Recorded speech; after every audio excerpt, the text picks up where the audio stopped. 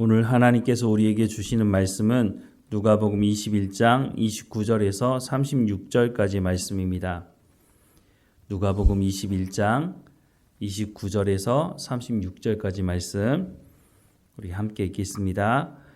이에 비유로 이르시되 무화과 나무와 모든 나무를 보라. 싹이 나면 너희가 보고 여름이 가까운 줄을 자연히 아나니 이와 같이 너희가 이런 일이 일어나는 것을 보거든 하나님의 나라가 가까이 온 줄을 알라. 내가 진실로 너희에게 말하노니 이 세대가 지나가기 전에 모든 일이 다 이루어지리라. 천지는 없어지겠으나 내 말은 없어지지 아니하리라. 너희는 스스로 조심하라. 그렇지 않으면 방탕함과 술취함과 생활의 염려로 마음이 둔하여지고 뜻밖의 그 날이 덕과 같이 너희에게 임하리라. 이 날은 온 지구상에 거하는 모든 사람에게 임하리라. 이러므로 너희는 장차 올 이 모든 일을 능히 피하고 인자 앞에 서도록 항상 기도하며 깨어 있으라 하시니라. 아멘. 예수님께서 종말이 다가오면 어떤 징조가 있을 것인지 말씀을 하셨죠.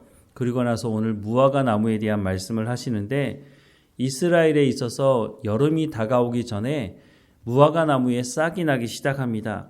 그러니까 이스라엘에 사는 사람들은 무화과 나무에 싹이 나기 시작하면 곧 여름이 되겠구나라는 것을 아는 거죠. 그래서 예수님께서 이런 징조가 있을 때에 이런 징조가 있게 되면 곧 종말이 오게 될 테니까 깨어서 기도하고 깨어있는 삶을 살아가라 라고 말씀을 하고 있습니다. 그런데 오늘 본문 말씀에 보면 이 세대가 지나가기 전에 모든 일이 다 이루어지리라 라고 말씀합니다. 이 세대는 어느 세대를 말할까요?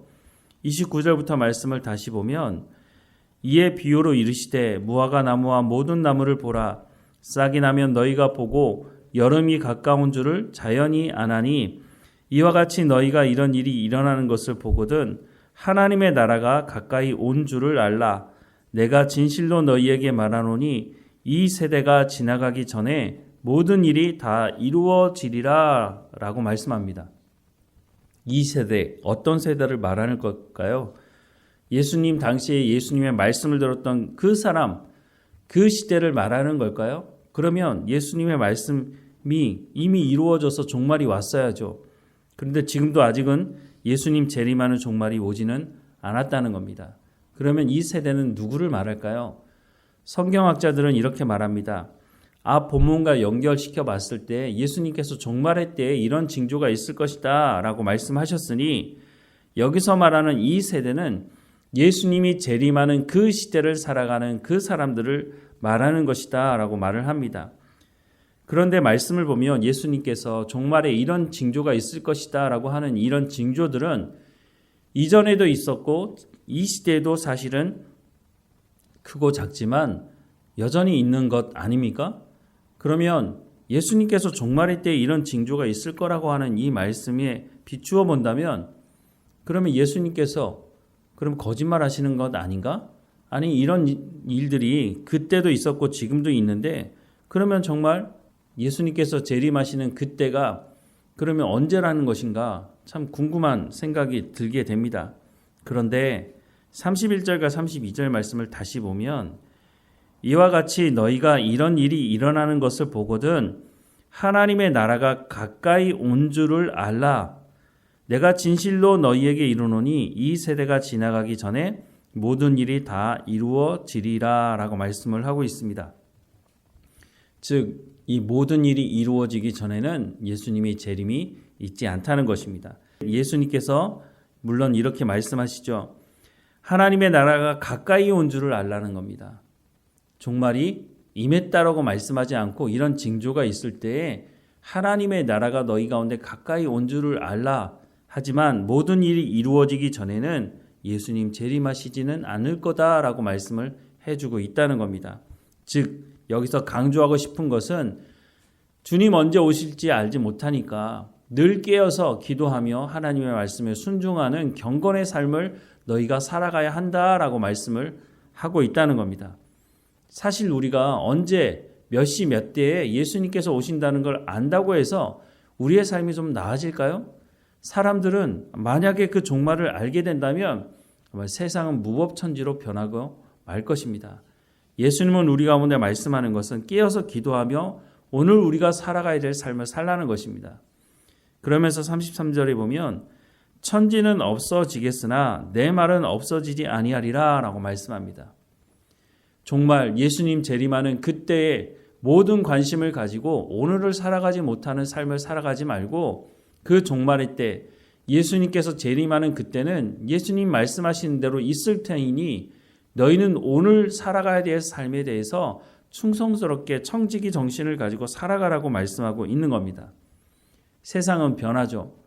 뉴스를 보면 몇 년 전에는 호수였던 곳이 메말라서 사막이 돼버리기도 하고 산이 없던 곳이 지진이 나서 산이 생기기도 합니다.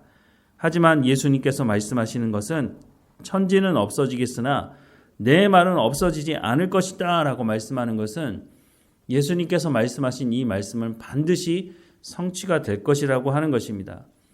창세기 1장에 보면 하나님께서 세상을 창조하셨다고 하는 말씀을 하고 있지 않습니까? 하나님께서 빛이 있으라고 말씀하시니 빛이 있었다고 말씀하고 있습니다. 그와 같이 예수님의 말씀도 변하지 않을 것이라고 말씀하는 것은 예수님이 바로 하나님이시다라고 하는 것을 말씀해 주고 있습니다. 베드로나 제자들이 주는 그리스도십니다라고 고백을 했지만 그 이후의 삶에도 보면 정말 이 사람들의 고백이 그 입술의 고백이 정말 사실이었나 하는 생각을 하게 됩니다. 그렇지만 이제는 예수님께서 이 마지막 예수님의 죽음을 앞두시고 예수님께서 자신이 바로 하나님이시다라고 하는 말씀을 해주는 거죠. 하나님의 말씀이 변하지 않고 이루어지는 것처럼 이제는 내가 하는 이 말도 반드시 이루어질 것이다 라고 하는 것은 예수님이 바로 하나님이시다라고 하는 것을 말씀해 주는 것이죠. 그러면서 34절 이하의 말씀을 보면 너희는 스스로 조심하라. 그렇지 않으면 방탕함과 술취함과 생활의 염려로 마음이 둔하여지고 뜻밖의 그날이 덕과 같이 너희에게 임하리라. 이 날은 온 지구상에 거하는 모든 사람에게 임하리라. 이러므로 너희는 장차 올 이 모든 일을 능히 피하고 인자 앞에 서도록 항상 기도하며 깨어 있으라 하시니라 라고 말씀을 하고 있습니다. 예수님의 재림이 어느 날 갑자기 임할 것이라고 말씀하고 있습니다. 물론 징조도 있고 여러 가지 상황들을 봐서 예수님 곧 오시겠다는 생각을 할 수 있지만 갑자기 임하기 때문에 너희가 깨어있지 않으면 주님 앞에서 칭찬 듣기 힘들 것이다 라고 하는 말씀을 하고 있는 거죠. 그러니까 매일매일의 삶을 깨어서 하나님과 동행하는 삶을 살아가야 한다라고 말씀을 해주고 있는 것이죠. 요한복음 14장 1절에서 3절 말씀에 보면 너희는 마음이 근심하지 말라. 하나님을 믿으니 또 나를 믿으라. 내 아버지 집에 거할 것이 많도다. 그렇지 않으면 너희에게 일렀으리라. 내가 너희를 위하여 거처를 예비하러 가노니 가서 너희를 위하여 거처를 예비하면 내가 다시 와서 너희를 내게로 영접하여 나 있는 곳에 너희도 있게 하리라 라고 약속하고 계십니다. 예수님께서 말씀하신 그 말씀이 반드시 이루어질 것을 말씀해 주고 있습니다. 오늘 본문에 말씀하는 것처럼 하나님의 말씀은 변하지 않는다. 반드시 이루어진다고 말씀하고 있으니 오늘 우리가 삶을 살아가는 현장에서 우리가 방탕하고 술 취하고 세상의 염려, 생활의 염려로 마음이 둔하여지게 되면 주님 오시는 그때에 깨어있지 못하게 될 수도 있다는 것입니다. 이런 부분들은 예수님께서 여러 가지로 말씀하셨죠. 슬기로운 5 처녀와 슬기롭지 못한 5 처녀에 대한 말씀도 여러분 아시지 않습니까? 평소에 기름을 준비해 두지 않으면 주님께서 오실 때에 신랑이 오실 때에 그 신랑을 맞이하지 못하는 일이 벌어지게 될 수 있다는 것입니다.